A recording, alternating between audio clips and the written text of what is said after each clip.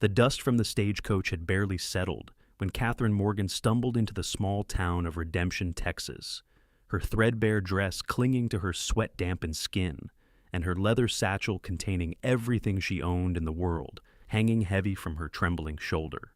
It was late June of 1876, and the unforgiving sun beat down on the main street with a vengeance that matched the desperation clawing at her chest as she surveyed the ramshackle buildings that lined the dirt road, hoping against hope that somewhere in this forgotten corner of the frontier she might find salvation. Her father had died 3 months prior from consumption, leaving behind nothing but debts and a daughter with no prospects, no family, and no future in the overcrowded cities back east, where respectable women were expected to marry well or fade into obscurity as seamstresses or maids in wealthy households. Catherine had chosen a different path, one that terrified her, even as it offered the faint glimmer of possibility, boarding a westbound stage with the last of her money and a heart full of equal parts fear and determination.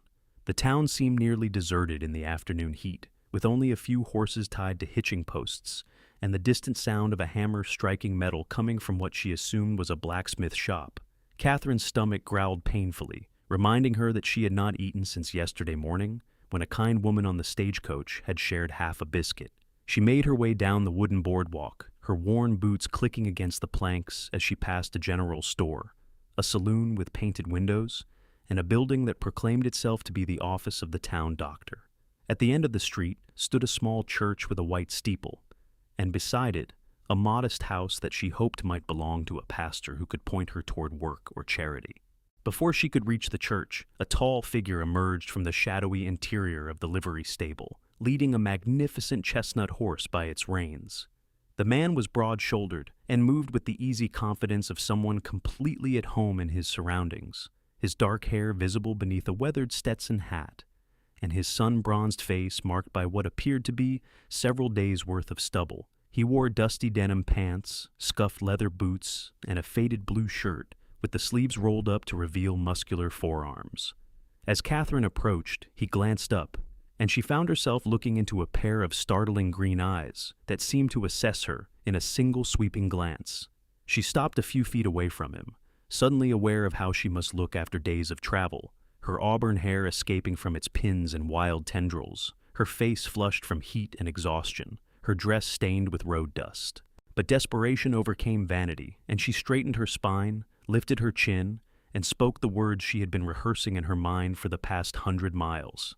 "I am unwed and need work," she said desperately, her voice cracking slightly on the last word, despite her best efforts to sound composed and capable.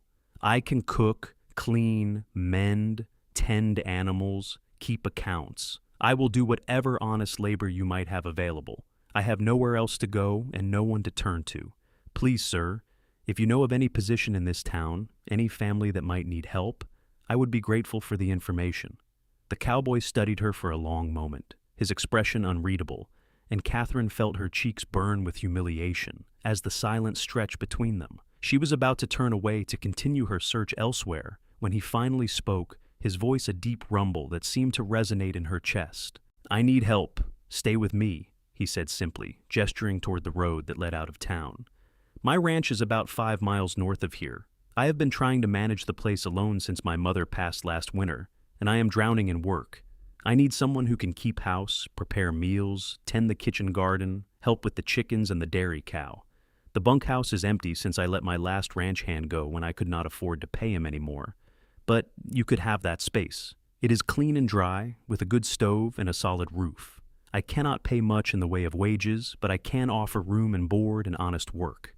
My name is James Hollister, and I give you my word as a Christian man that you will be safe and respected under my roof." Catherine felt tears prick at the corners of her eyes, but she blinked them back furiously, refusing to break down in front of this stranger who was offering her exactly what she needed most in the world. "My name is Catherine Morgan," she managed to say, her voice steadier now. "I accept your offer, Mr. Hollister, and I promise you will not regret giving me this chance. I am a hard worker, and I will earn my keep." James nodded, a hint of what might have been relief crossing his features.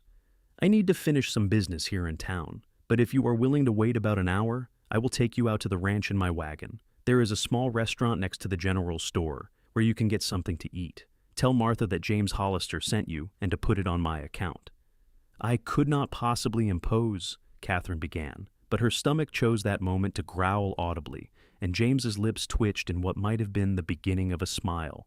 "It is not an imposition, Miss Morgan. If you are going to be working for me, I need you to have the strength to do the job. Go eat something, and I will find you when I am ready to leave." Catherine wanted to argue, wanted to maintain some shred of dignity and independence, but practicality won out over pride. She nodded her thanks and made her way to the small restaurant, where a plump woman with kind eyes and graying hair took one look at her and ushered her to a table near the window. When Catherine explained that Mr. Hollister had sent her, Martha's expression brightened considerably. "That James Hollister is a good man," Martha said warmly, already heading toward the kitchen. "He has had a hard time of it this past year, losing his mother and then having drought damage his grazing land. It is about time he found someone to help him out there. You look like you could use a proper meal, dear. I will bring you some beef stew and fresh bread, and there is apple pie if you have room for it." The food arrived quickly, and Catherine ate with a hunger that bordered on desperation, savoring every bite of the rich, hearty stew and the warm bread that practically melted in her mouth. Martha fussed over her like a mother hen, refilling her water glass and insisting she try the pie, which turned out to be the most delicious thing Catherine had tasted in months. As she ate, she listened to Martha's cheerful chatter about the town and its inhabitants, learning that Redemption had been founded about 15 years earlier by settlers hoping to establish a cattle route, that it had grown modestly but remained small compared to larger towns like Fort Worth or Dallas, and that James Hollister was well respected despite his current financial difficulties. "His father built that ranch from nothing," Martha explained, settling into the chair across from Catherine with a cup of coffee for herself. "Daniel Hollister was one of the first ranchers in these parts. He died about 5 years ago when a horse threw him and he hit his head. James was only 20 then, but he took over the ranch and kept it running with his mother's help. Elizabeth Hollister was a fine woman, strong as they come, but the consumption took her last December. James has been trying to manage alone, but a ranch that size is too much for one person. He is too proud to ask for help from the neighbors, and too stubborn to sell, even though there have been offers. That land has been in his family, and he would rather die than give it up." Catherine absorbed this information, her heart aching for the young man who had just offered her refuge. She understood loss and the weight of responsibility, having watched her own father waste away while she tried desperately to care for him and keep them both fed. There was a kinship in suffering, she thought, and perhaps that was why James had been willing to trust a stranger with access to his home. True to his word, James appeared at the restaurant about an hour later, and Catherine followed him to a sturdy wagon hitched to 2 strong horses. He helped her up onto the seat with a courtesy that spoke of good upbringing, then climbed up beside her and took the reins.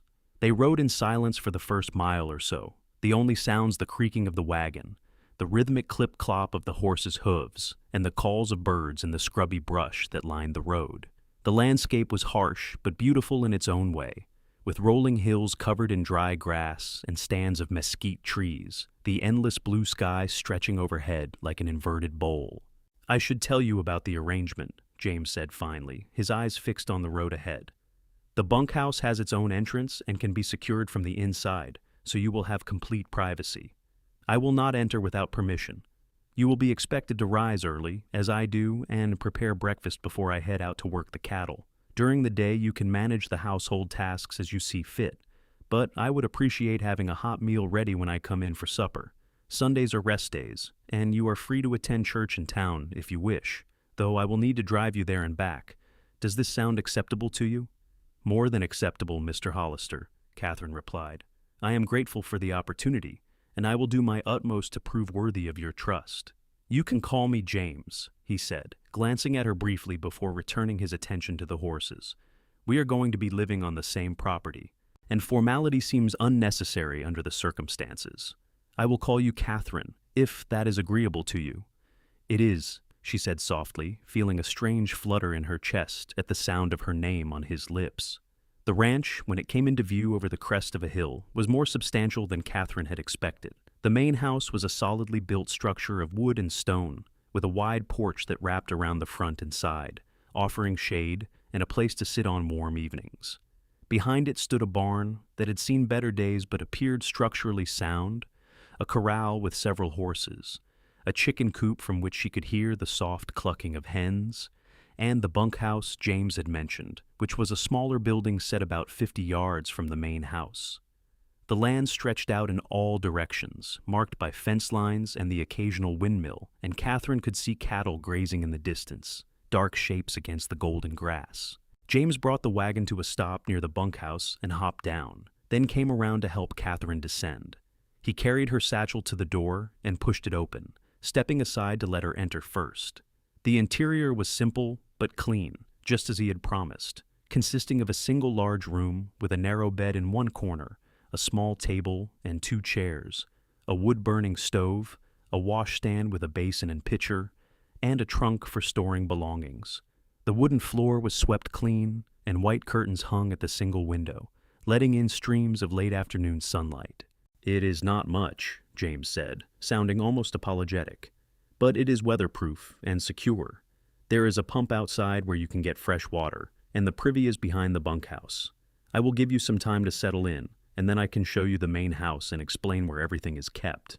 "It is perfect," Catherine said honestly, setting her satchel on the bed and turning to face him. "Thank you, James.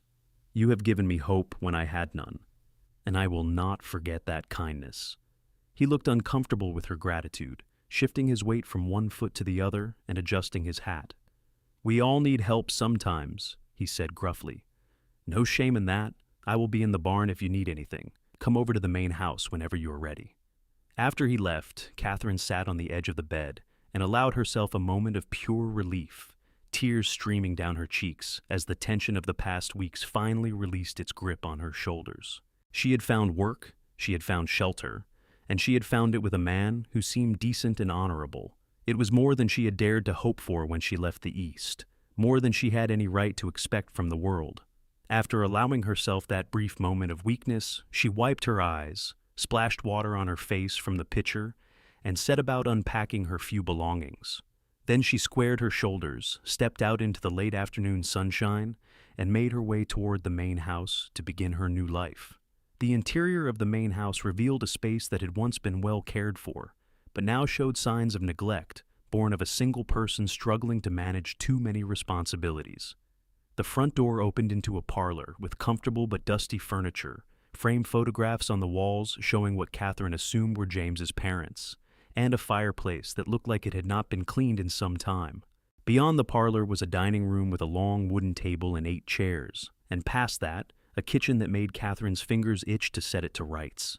Dishes were stacked in the dry sink, the floor needed sweeping, and the windows were filmed with grime, but the space itself was well designed, with a good cast-iron stove, ample counter space, and shelves stocked with basic provisions. James showed her where things were kept, his explanations brief and matter-of-fact. The pantry held flour, cornmeal, beans, preserved vegetables, and other staples. The root cellar, accessible through a door in the kitchen floor, stayed cool even in summer and contained potatoes, onions, and several wheels of cheese. He showed her the chicken coop where she could collect eggs each morning, the small dairy barn where a gentle brown cow named Bessie provided milk and cream, and the kitchen garden that had been neglected but still held tomatoes, squash, and herbs struggling valiantly to survive. "My mother tended that garden," James said quietly, gazing at the overgrown plot with something like pain in his eyes. "She loved it, spent hours out here every day. I have tried to keep it going, but I do not have her touch with growing things." "I can bring it back," Catherine said gently. "My mother taught me to garden when I was a girl. It will take some work, but by next spring this plot will be flourishing again." James nodded, not quite meeting her eyes. "I would like that," he said simply. They returned to the kitchen, and Catherine began mentally cataloging what needed to be done. It was too late in the day to start any major projects, but she could at least prepare a decent supper and make a plan for tackling the housework in the coming days. James seemed to sense her intention and excused himself, saying he needed to check on the cattle before dark. Catherine watched him go, noting the weariness in the set of his shoulders and the way he moved like a man carrying a burden too heavy for one person to bear. She rolled up her sleeves and set to work, first heating water on the stove and washing the accumulated dishes, then sweeping the kitchen floor and wiping down the counters. As she worked, she hummed softly to herself, finding comfort in the familiar rhythms of household tasks. In the pantry, she found a smoked ham that would serve as the basis for supper, along with the potatoes and onions from the root cellar. She located a cast-iron skillet and set about creating a simple but hearty meal, slicing the potatoes thin and frying them with chunks of ham and onions until everything was golden and fragrant. She found a jar of green beans that she heated in a pot, and in the bread box, she discovered a loaf that was a few days old but still edible once she cut away the hardened crust. By the time James returned, the sun was setting, painting the sky in shades of orange and crimson, and the kitchen smelled of good food and industry. He stopped in the doorway, surprise evident on his face, as he took in the cleaned kitchen and the table set with 2 plates, cutlery, and steaming food. "I did not expect," he began, then stopped, seeming unsure how to continue. "You did not expect me to start working immediately?" Catherine said with a small smile.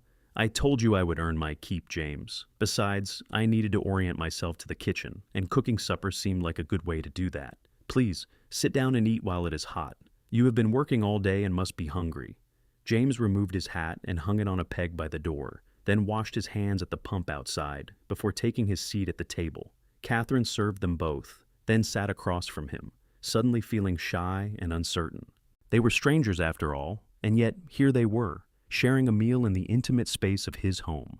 She snuck glances at him as they ate, noting the strong line of his jaw, the calluses on his hands that spoke of hard physical labor, the way his hair fell across his forehead when he bent over his plate. He ate with the focused attention of a man who was genuinely hungry, and when he finished, he leaned back in his chair with an expression of contentment. "That was excellent," he said sincerely. "I have been living on hardtack and beans for weeks. Having a real meal again is a luxury I had almost forgotten." "I am glad you enjoyed it," Catherine replied, pleased by his praise. "Tomorrow I will make biscuits to go with breakfast, and I noticed you have the makings for a proper stew. I will start that in the morning, so it can simmer all day."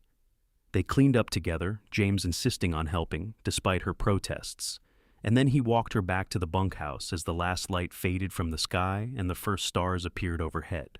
The air had cooled considerably with the setting of the sun, and Catherine shivered slightly in her thin dress. James noticed and frowned. "It gets cold at night out here, even in summer," he said.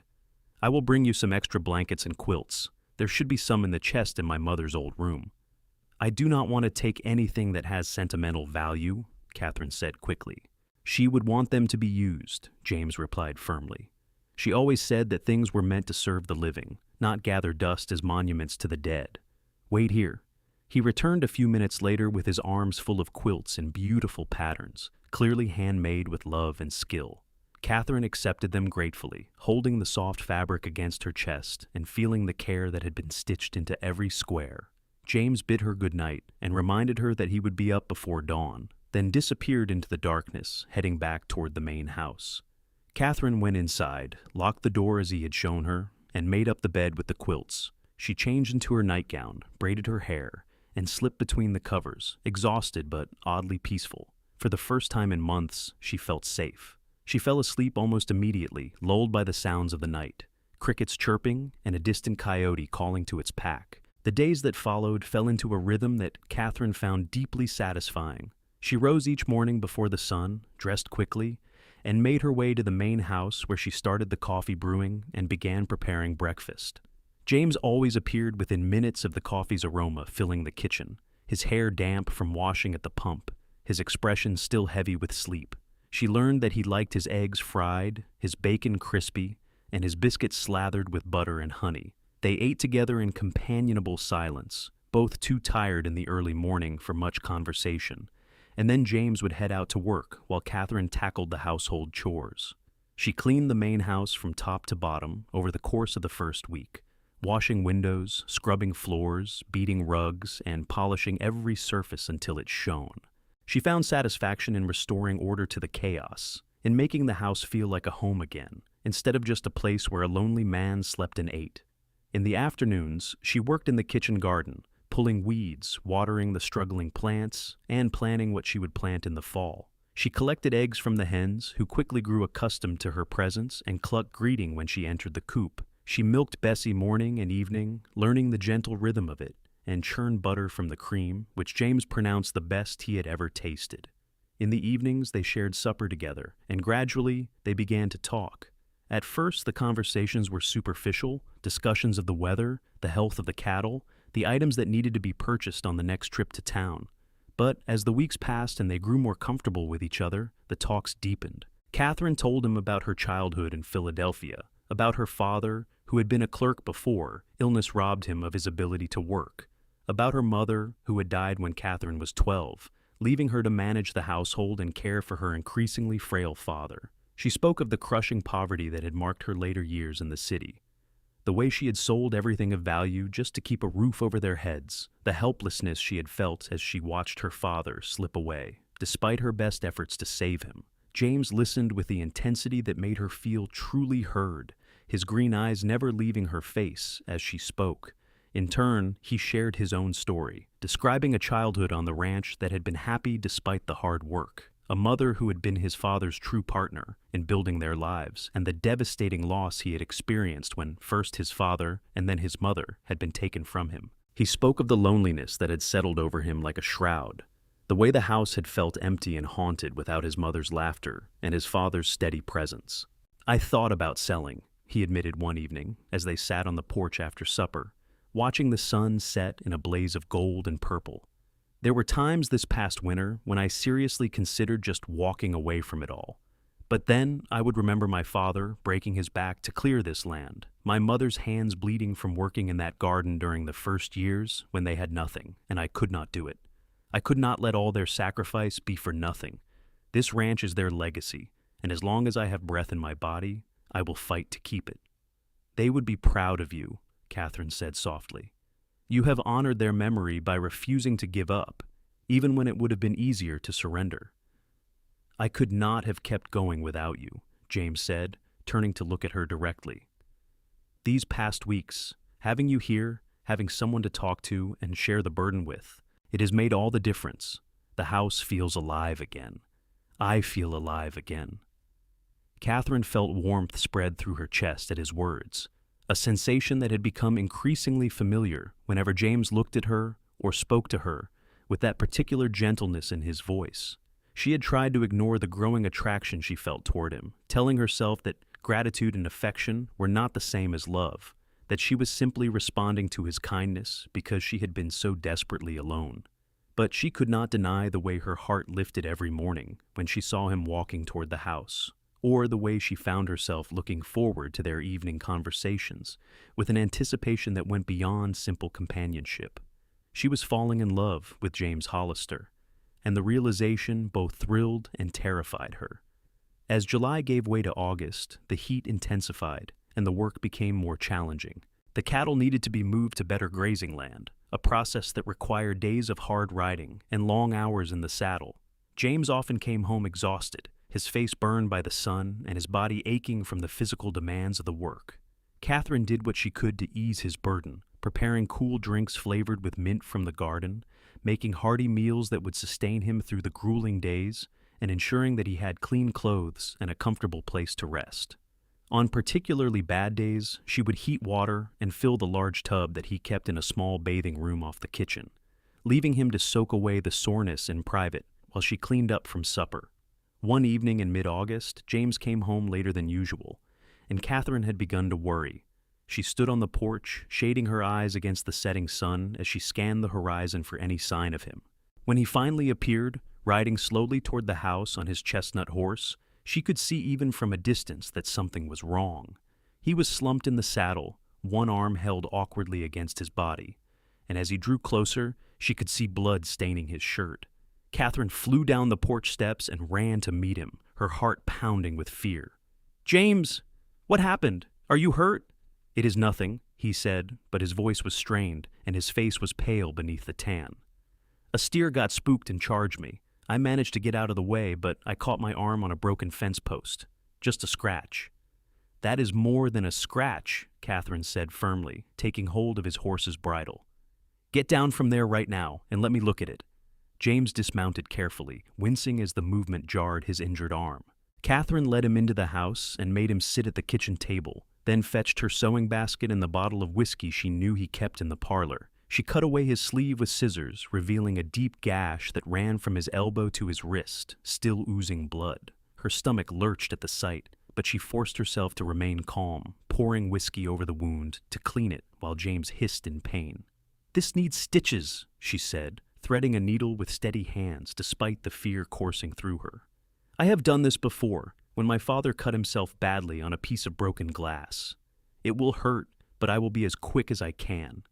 "I trust you," James said, and the simple statement nearly undid her composure. She worked carefully, making small, neat stitches, while James gritted his teeth and bore the pain in stoic silence. When she finished, she bandaged the wound with clean linen torn from an old sheet, then made him drink some of the whiskey for the shock. Color gradually returned to his face, and his breathing steadied. Catherine cleaned up the bloody rags and instruments, her hands shaking now that the immediate crisis had passed. "You should rest," she said, turning back to him. "That wound is serious, and you have lost blood. You cannot work tomorrow. You need to give your body time to heal." "The cattle will not tend themselves," James protested, but there was no strength behind his words. "The cattle can wait one day," Catherine said firmly. "You are no good to anyone if you collapse from fever or infection. Please, James, for once, let yourself rest." He looked at her for a long moment, something shifting in his expression, something that made her breath catch in her throat. Then he nodded slowly and allowed her to help him to his feet and guide him to his bedroom, a space she had cleaned but never entered while he occupied it. She helped him remove his boots and settled him onto the bed, then brought him water and a light meal that he picked at half-heartedly. She checked his bandage, relieved to see that the bleeding had stopped, and felt his forehead for signs of fever. His skin was cool, which she took as a good sign. "Thank you," James said quietly, catching her hand as she turned to leave. "You saved me from a much worse outcome. If I had tried to stitch it myself or left it open, I could have ended up losing the arm to infection." "I could not let that happen," Catherine said, her voice barely above a whisper. "You have given me so much, James. Letting me care for you when you need it is the least I can do." "It is more than that," he said, his thumb brushing across her knuckles in a gesture that sent shivers up her arm. "You have to know by now how I feel about you, Catherine. How grateful I am, not just for your work, but for your presence here. You have brought light back into my life, and I do not know how I will bear it when you decide to leave." "Why would I leave?" Catherine asked, her heart hammering against her ribs. "Because eventually you will want more than this," James said, releasing her hand and turning his face toward the wall. "You will want a home of your own, a husband, children. You deserve all of that, and I have nothing to offer you but a struggling ranch and a man who is better with cattle than he is with words." Catherine felt tears prick at her eyes, but these were not tears of sorrow. She sat down on the edge of the bed, forcing James to look at her again. "You foolish man," she said, her voice choked with emotion. "Do you really not see it? I have everything I want right here. I have meaningful work, a beautiful place to live, and the company of a good man who treats me with respect and kindness. I do not want to leave, James. I want to stay here with you for as long as you will have me." James stared at her, hope and disbelief warring in his expression. "Catherine, are you saying what I think you are saying?" "I am saying that I have fallen in love with you," she said, the words tumbling out in a rush. "I tried not to. I told myself it was gratitude or loneliness, but I cannot deny it anymore. I love you, James Hollister, and if you feel even a fraction of what I feel for you, then tell me now, because I cannot continue living in uncertainty." For a moment, James simply stared at her, and Catherine felt her courage waver. Then he reached up with his good arm, cupped the back of her head, and pulled her down to kiss her with a passion that left no room for doubt.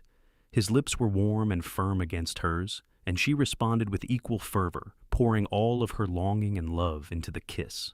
When they finally broke apart, both breathing hard, James rested his forehead against hers and smiled, a genuine, joyful smile that transformed his whole face. "I have loved you for weeks," he said raggedly.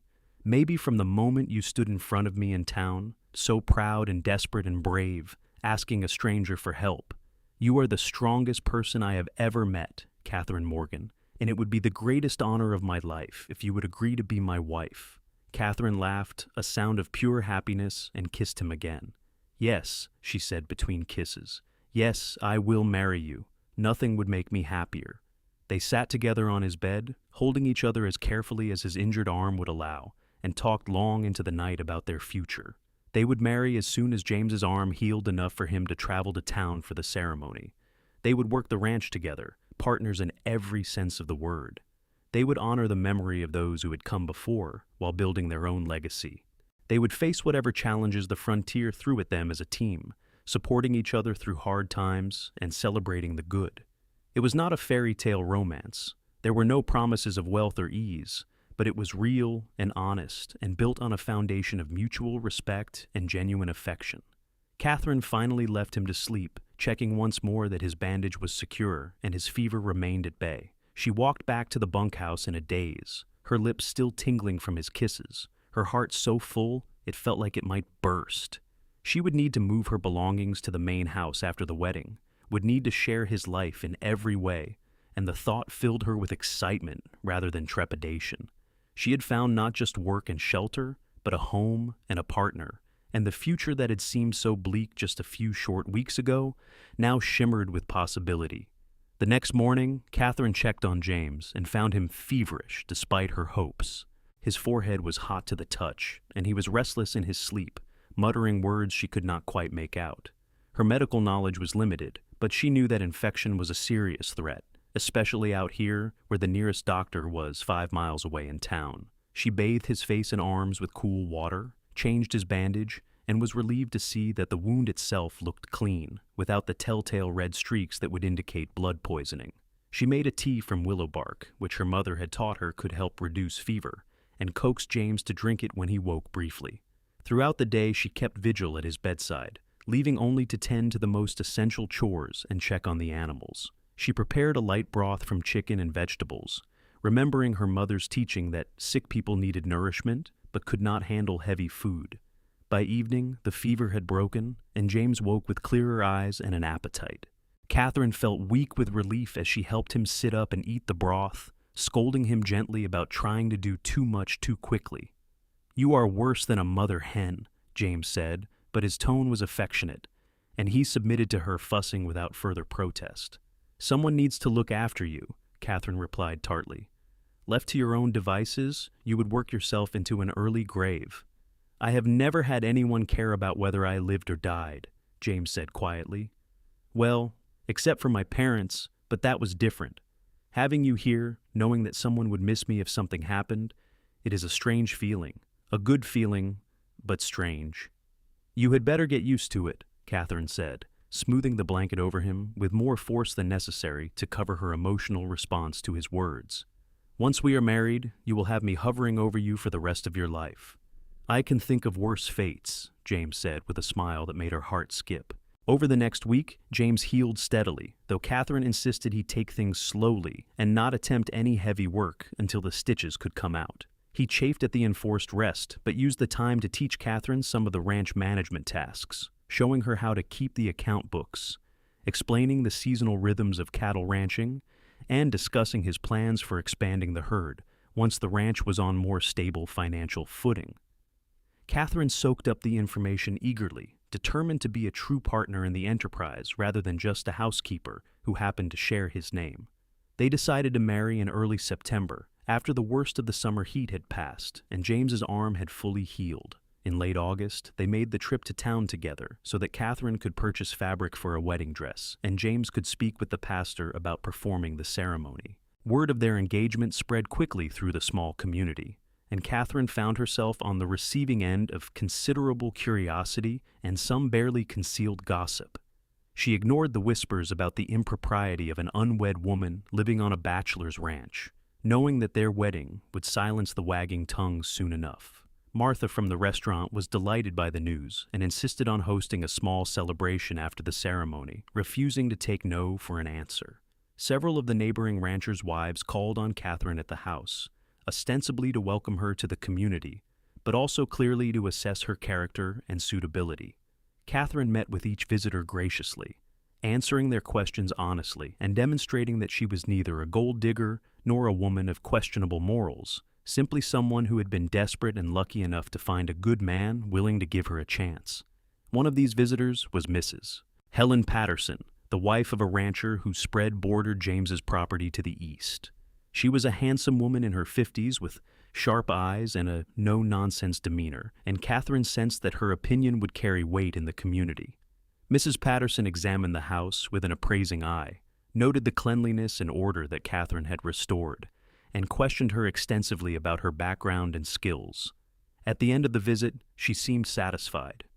"You will do well for James," Mrs. Patterson announced as she prepared to leave. "That boy has been alone for too long, trying to carry burdens that would break most men. He needs a strong woman beside him, someone who is not afraid of hard work and hardship.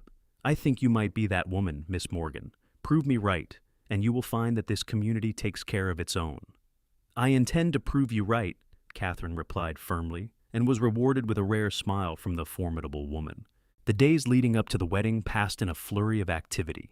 Catherine sewed her dress by lamplight in the evenings, creating a simple but elegant gown of deep blue calico that brought out the color of her eyes. She had no veil or fancy accessories, but James's mother had left behind a string of pearls that James insisted Catherine wear, saying his mother would have wanted her to have them. Catherine accepted the gift with tears in her eyes, touched by his generosity and the symbolism of being welcomed into his family. James used the time to make improvements around the ranch, repairing the fence posts that had caused his injury, patching the barn roof where it had started to leak, and generally ensuring that everything was in good order for bringing a wife home properly. He also made several trips to town, returning with mysterious packages that he refused to let Catherine see, saying they were wedding surprises. The night before the wedding, Catherine lay awake in the bunkhouse, her mind too full of thoughts and emotions to allow sleep. Tomorrow, she would become Catherine Hollister, the wife of a cattle rancher, the mistress of this small but precious piece of the frontier. She thought about her father and wished desperately that he could have lived to see her married and settled, to know that she had found happiness and security after so much struggle. She thought about her mother, dead these many years, and wondered what advice she would have given about marriage and building a life with a man. Most of all, she thought about James, about the way he looked at her like she was precious and rare, about the gentleness of his hands despite their calluses, about the way he listened when she spoke as if her words mattered, about the quiet strength that had allowed him to endure loss and hardship without becoming bitter or cruel. She was choosing this man, this life, with open eyes and a full heart, and she had no doubts about her decision. Tomorrow would be the beginning of their real life together, and whatever challenges lay ahead, they would face them as partners, bound together by love and commitment and the shared determination to make this ranch thrive. The wedding day dawned clear and beautiful, with a hint of autumn crispness in the air that promised relief from the summer heat. Catherine rose early and bathed carefully, then dressed in her new gown and arranged her hair in a simple but elegant style, pinning it up to reveal the graceful line of her neck. She fastened the pearls around her throat, their cool weight a comforting reminder of the family she was joining. When she looked at herself in the small mirror, she barely recognized the woman staring back, this confident bride with bright eyes and flushed cheeks, so different from the desperate, dusty traveler who had arrived in Redemption 2 months earlier. James was waiting by the wagon when she emerged from the bunkhouse, and the expression on his face when he saw her made all the hours of sewing worthwhile. He wore a new shirt that she had not seen before, black pants that had been carefully brushed clean, and his best boots polished to a high shine. His hair had been trimmed, his face freshly shaved, and he carried himself with an air of nervous excitement that made him look younger than his 25 years. "You are beautiful," he said simply, his voice rough with emotion. "The most beautiful thing I have ever seen." "You are quite handsome yourself," Catherine replied, taking his offered hand and allowing him to help her up onto the wagon seat. "We make a fine-looking couple, I think." The drive to town felt both endless and far too short. They rode in silence, but it was a comfortable silence, their hands clasped together between them, both lost in their own thoughts about the step they were about to take. When they arrived at the church, they found a small crowd waiting, more people than Catherine had expected. It seemed that the entire town had turned out to witness the wedding of James Hollister and the mysterious woman he had brought to his ranch. Martha was there with her husband, Mrs. Patterson, and several other ranch wives, the blacksmith and his family, the shopkeeper, and even a few dusty cowboys who worked for neighboring ranches. The ceremony itself was simple and brief, the pastor speaking about the sanctity of marriage and the importance of partnership and mutual support in building a life together. James repeated his vows in a clear, steady voice, promising to love, honor, and cherish Catherine for all the days of his life. When it was Catherine's turn, she spoke her vows with equal conviction, meaning every word as she pledged herself to this man and the life they would build together. James slipped a simple gold band onto her finger, a ring that he explained had belonged to his grandmother, and when the pastor pronounced them husband and wife, he kissed her with a tenderness that brought tears to more than one woman's eyes. The celebration at Martha's restaurant was warm and genuine, with food and drink flowing freely, and people coming up to offer their congratulations and best wishes. Catherine found herself embraced by women she had only just met, welcomed into the community with a generosity that touched her deeply. James stayed close by her side throughout, his hand never far from hers, and she could see the happiness radiating from him, the way the tension he had carried for so long had finally eased. As the afternoon wore on and the celebration began to wind down, James and Catherine made their farewells and headed back to the ranch. The sun was setting as they crested the hill that overlooked their home, painting everything in shades of gold and amber. James pulled the wagon to a stop and turned to Catherine, his expression serious. "Are you happy?" he asked. "Truly happy? I know this is not what most women dream of when they think about getting married. There will be hard times ahead, lean winters and difficult seasons. I cannot promise you luxury or ease, but I can promise that I will work every day to be worthy of you, to make sure you never regret taking a chance on a struggling rancher who barely had the words to tell you how much you mean to him." Catherine leaned over and kissed him, putting all of her love and commitment into the gesture. "I am happier than I have ever been," she said when they finally broke apart. "I do not need luxury or ease, James. I need purpose and partnership and love, and you have given me all three. This ranch, this life, you, these are more than I ever dared to dream of. I have no regrets, only gratitude and excitement for all the years we will spend together." James smiled and set the horses moving again, guiding them down the slope toward the house that was now truly their home. When they arrived, he helped Catherine down from the wagon, and then, to her surprise, swept her up in his arms and carried her across the threshold, mindful of his healing arm, but determined to observe the tradition. Catherine laughed with delight, clinging to his neck as he navigated through the door and set her down gently in the parlor. "Welcome home, Mrs. Hollister," he said softly. "It is good to be home, Mr. Hollister," she replied. And then there were no more words, only the two of them coming together as husband and wife, sealing their union with passion and tenderness, beginning the intimate part of their marriage with the same honesty and care that had marked their courtship. The months that followed were marked by hard work, but also by deep contentment.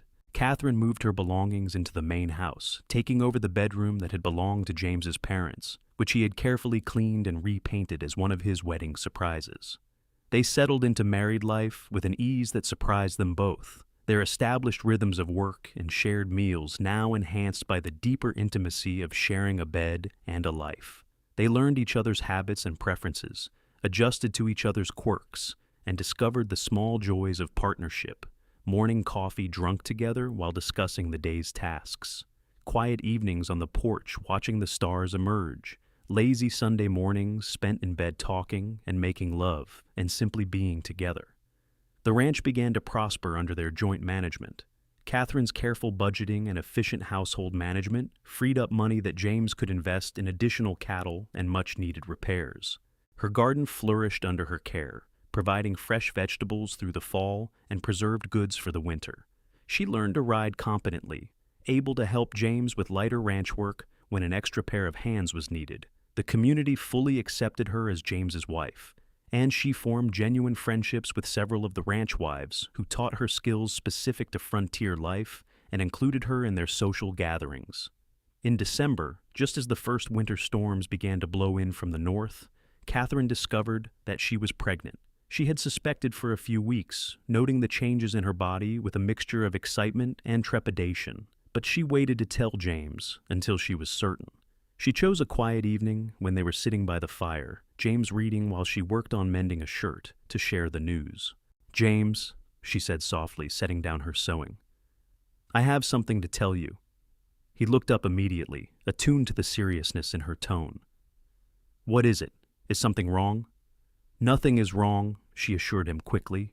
"In fact, everything is very right. I am expecting a baby, James. We are going to have a child next summer."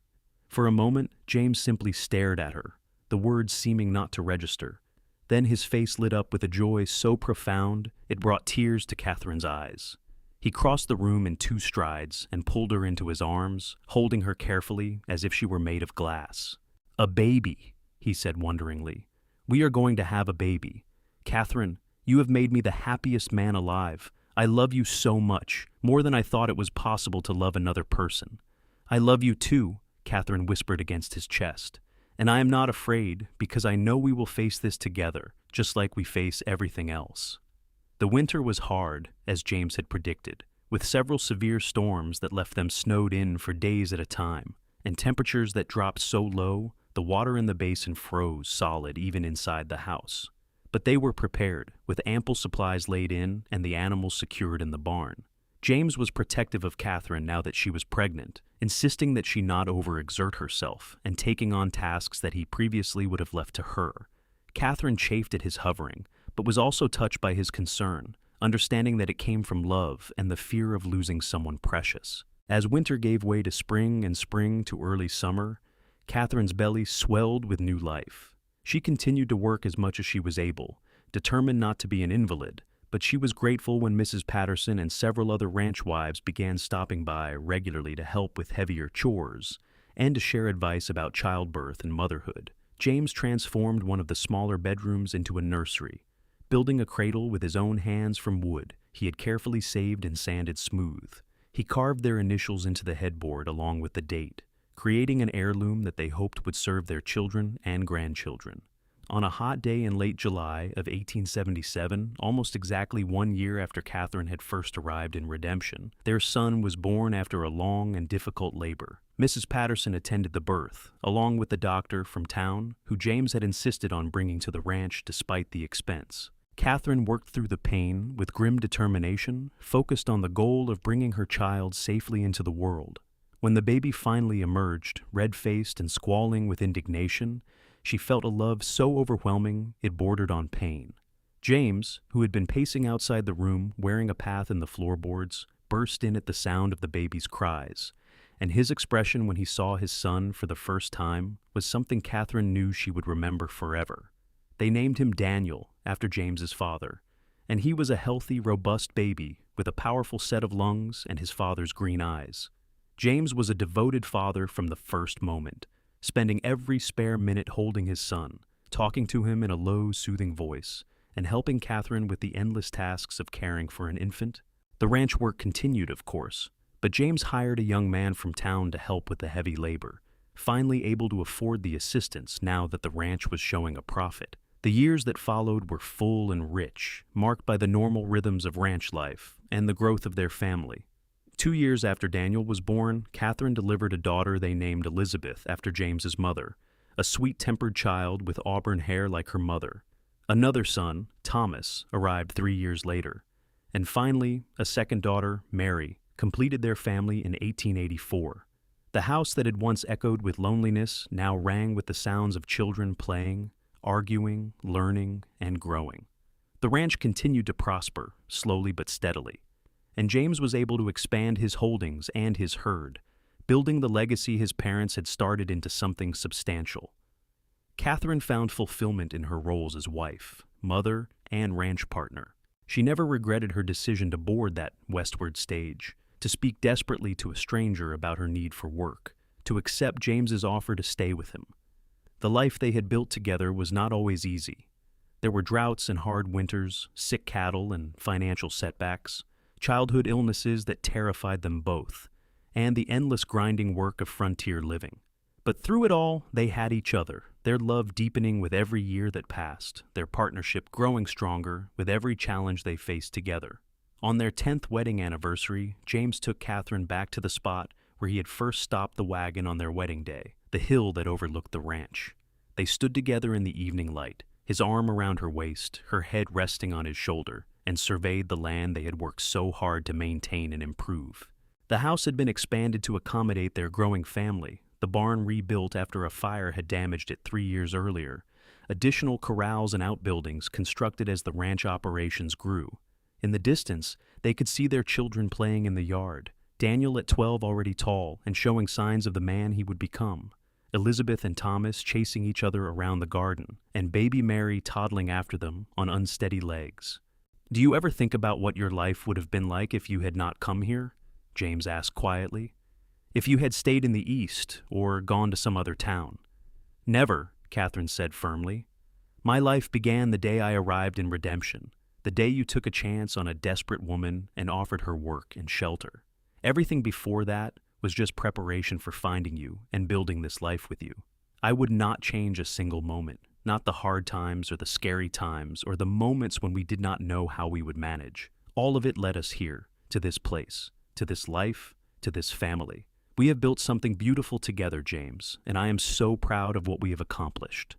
"I am proud too," James said, turning to face her and taking both her hands in his. "And I am grateful every single day that you walked into my life. You saved me, Catherine. You gave me a reason to keep fighting, a reason to believe that the future could be bright instead of bleak. You gave me love and partnership and a family, things I had stopped hoping for after my mother died. You are my heart, my strength, and my greatest blessing." Catherine kissed him, a kiss full of 10 years of love and commitment and shared experiences. "And you are mine," she said softly. "My cowboy who needed help, who asked a stranger to stay with him, and who gave me everything I ever wanted without even realizing what a gift he was offering." They stood together on that hill as the sun set, two people who had found each other in desperate circumstances and built something enduring and true.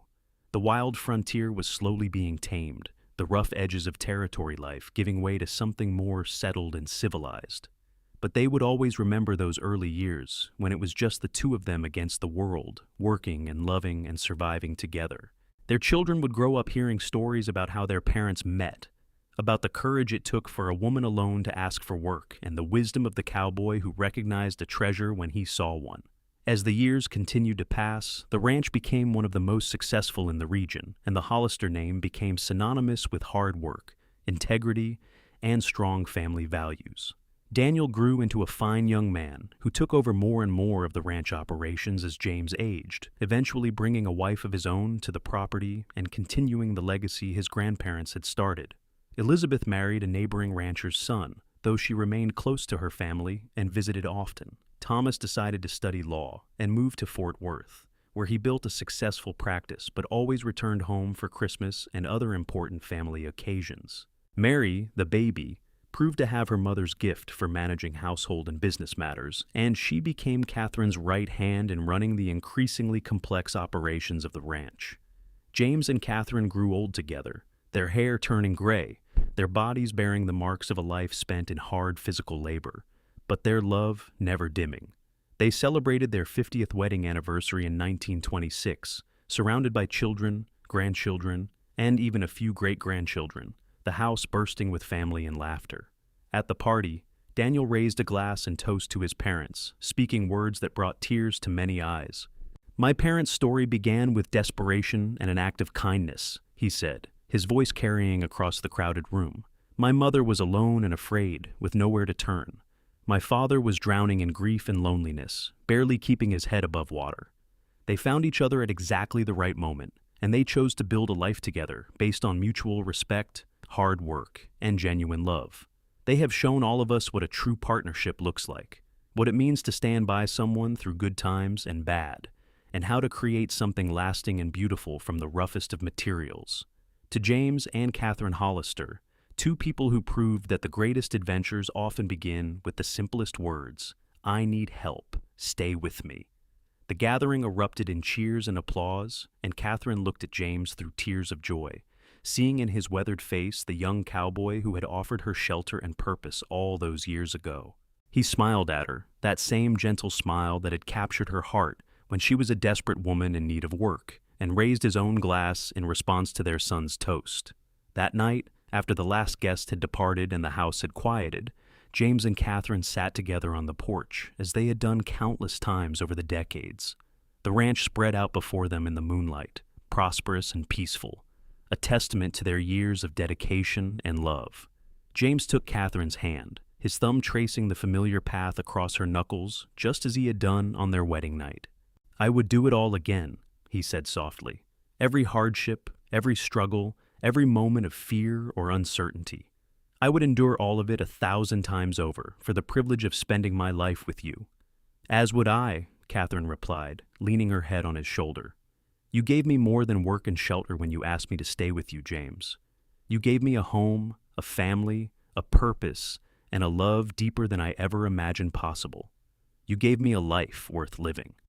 They sat in comfortable silence, two people who no longer needed words to communicate, who understood each other so completely that a touch or a glance conveyed volumes.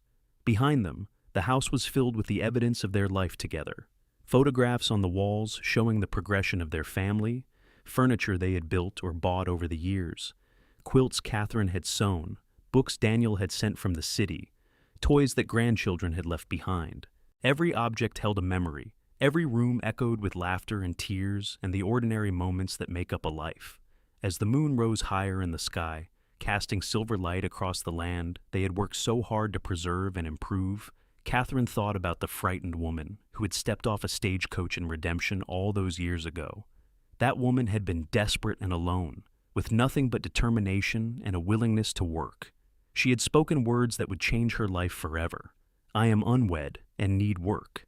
And a cowboy with kind eyes and a wounded heart had responded with words equally life-changing. I need help. Stay with me. From that simple exchange, from that moment of mutual need and tentative trust, had grown a love story that spanned decades, a partnership that had weathered every storm, and a legacy that would continue long after they were gone. Their children and grandchildren would carry forward the values they had instilled, the lessons they had taught about hard work, integrity, love, and commitment. The ranch would continue to thrive, generation after generation, because two people had chosen to build something together rather than face their struggles alone. James stirred beside her, and Catherine looked up to find him watching her with an expression of such tenderness it took her breath away, even after 50 years of marriage. "What are you thinking about?" he asked. "I am thinking about how lucky we are," Catherine said simply. "How fortunate that you were in town that day, that you were willing to take a chance on a stranger, that we found each other when we both needed it most. I am thinking about all the years we have shared, all the memories we have made, and how grateful I am for every single moment." "The luck was all mine," James said, pulling her closer. "You walked into my life when I had given up hope, and you showed me that the future could be bright again. You are my miracle, Catherine, my answered prayer, and I will love you until my last breath and beyond." They kissed, a gentle kiss that held the weight of 50 years of love and devotion, and then they rose together and made their way inside, ready to rest after a long day of celebration. They climbed the stairs to the bedroom they had shared for 5 decades, helping each other the way they always had, two people moving in perfect synchronization, born of long familiarity and deep affection. As they settled into bed, Catherine's last thought before sleep claimed her was one of profound gratitude. Her life had not turned out the way she had expected when she was a young girl in Philadelphia, dreaming of the future. It had turned out infinitely better. She had found love in the last place she expected, built a home in the wild frontier, raised a family that brought her joy every day, and spent 50 years with a man who treated her as an equal partner and cherished her above all things. The story of Catherine and James Hollister became part of local legend, told and retold as an example of how love can bloom in the harshest soil, how two people can build something beautiful from nothing, and how the simple act of offering help to someone in need can change the course of multiple lives. Their descendants would point to that moment in Redemption in 1876 as the beginning of their family's story, the moment when a desperate woman and a lonely cowboy found each other and chose to build a future together. The ranch continued to operate successfully well into the 20th century, adapting to changing times while maintaining the core values that James and Catherine had established. When James passed away peacefully in his sleep in 1929 at the age of 74, Catherine was beside him, holding his hand and whispering words of love. She followed him less than a year later, her heart unable to continue without its other half. They were buried side by side in the small cemetery on the ranch property, under a spreading oak tree that James had planted the year Daniel was born. Their headstone bore a simple inscription: James and Catherine Hollister, partners in life and love, together forever. Their children and grandchildren gathered at the gravesite, mourning the loss of two extraordinary people who had shown them what it meant to live with courage, love with abandon, and build something lasting through hard work and dedication. Daniel, now in his 50s and the patriarch of the extended family, spoke at the service, his voice breaking with emotion as he tried to capture what his parents had meant to him and to so many others. "My mother once told me that her life began the day she met my father," he said, looking out at the crowd of family members gathered to pay their respects. "She said that everything before that moment was just preparation for the life they would build together. My father told me something similar once, that he had been lost until my mother found him, that she had given him a reason to keep fighting and a future worth working toward. They were two halves of a whole, incomplete without each other. But together they were unstoppable. They faced every challenge hand in hand, celebrated every victory together, and loved each other with a depth and constancy that inspired everyone who knew them. The legacy they leave behind is not just this ranch or the family they created, but the example they set of what a true partnership looks like, what real love means, and how to build a life of meaning and purpose. They will never be forgotten, because they live on in every one of us who carries their blood and their values forward into the future." As the family dispersed after the service, returning to the ranch house for a gathering where memories would be shared and tears would mingle with laughter, the sun began to set over the Texas landscape, painting the sky in shades of gold and crimson, just as it had done on countless evenings when James and Catherine had sat together on the porch watching the day end. The land they had loved and nurtured stretched out in all directions, a living monument to their years of dedication and hard work. The house they had filled with love and laughter would continue to shelter future generations.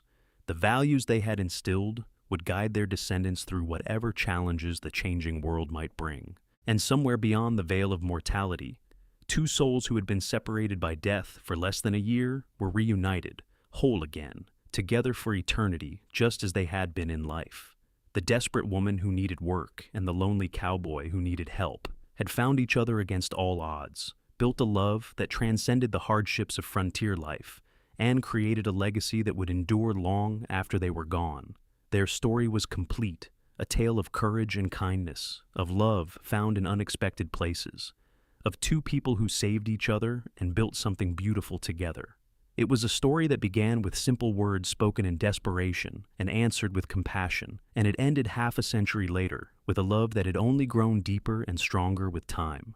It was a story of the American West, of the men and women who carved homes and lives out of the untamed frontier, of the power of human connection to transform and redeem. Most of all, it was a love story, pure and true and lasting, a reminder that sometimes the greatest adventures begin with the simplest acts of kindness, and that two people who are willing to work together can overcome any obstacle and build a future filled with joy, purpose, and abiding love. The ranch continued for many more years, eventually being passed down to Daniel's children and then to his grandchildren, each generation adding their own chapter to the family story, while honoring the foundation that James and Catherine had laid. The original house was preserved as a historical landmark, and visitors could tour the rooms where the family had lived, see the furniture they had used, and hear the stories of how two strangers had met in a dusty frontier town and changed each other's lives forever. In the parlor, visitors could see the framed photographs that documented the progression of James and Catherine's life together, their wedding portrait with Catherine in her blue calico dress and James in his carefully brushed suit, pictures of them with each of their children as babies, family photographs taken on holidays and special occasions, and finally, a photograph from their 50th anniversary, showing them surrounded by the large, loving family they had created. In each image, their love for each other was evident, visible in the way they stood close together, the way they looked at each other, the gentle touch of their hands. The tour guides who showed visitors through the house always lingered in the kitchen, explaining that this was where Catherine had prepared that first meal for James, where she had stitched up his wounded arm and realized she loved him, where countless family dinners had been served over the decades. They pointed out the wood-burning stove that Catherine had used for 50 years, the table where James and Catherine had shared breakfast every morning and supper every evening, the rocking chair where Catherine had nursed each of her babies.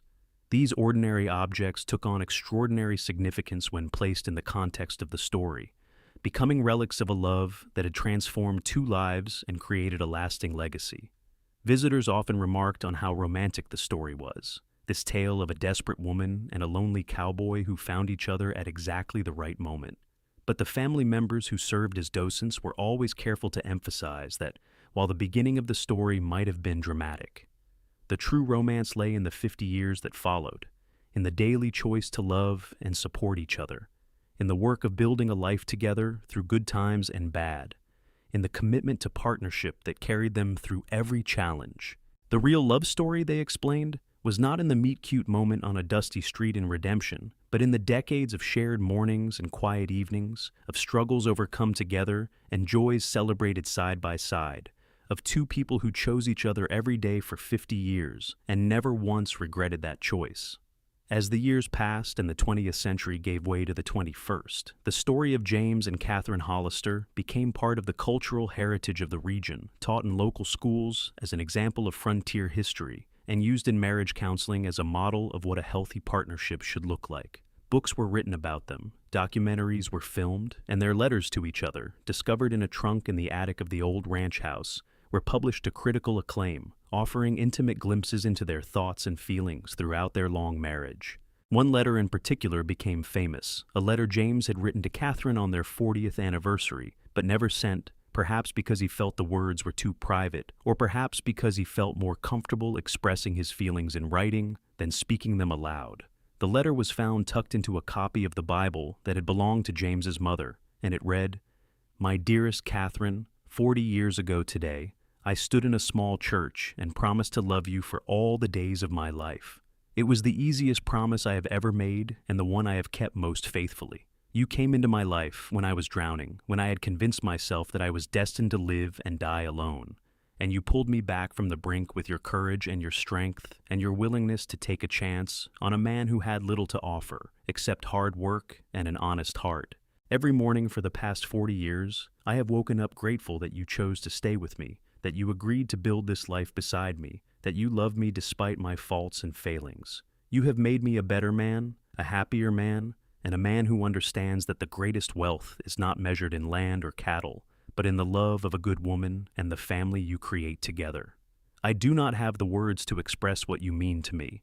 How thoroughly you have wound yourself into every fiber of my being, how impossible it is to imagine existing without you. You are my heart, my home, my reason for everything I do. I love you today as much as I did on our wedding day, more perhaps, because now I know from experience what I only hoped for then, that you are my perfect match, my other half, my destiny. Thank you for 40 years of love and partnership. Thank you for our children and grandchildren.